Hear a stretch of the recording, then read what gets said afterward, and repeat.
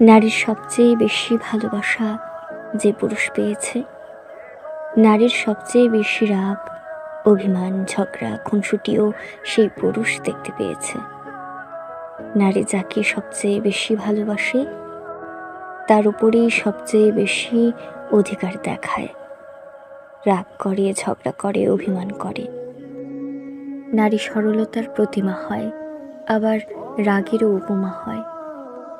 নারীর কাছ থেকে কঠোরতা দিয়ে সবকিছু আদায় করা যায় না, তবে ভালোবাসা পেলে নারী নিজের পুরো পৃথিবীও অন্যের নামে লিখে দেয় নির্দ্বিধায়। নারী এমনই মায়া জড়ানো অভিমানী ফুল। নারীর সবচেয়ে বেশি ভালোবাসা যে পুরুষ পেয়েছে, নারীর সবচেয়ে বেশি রাগ, অভিমান, ঝগড়া, খুনসুটিও সেই পুরুষ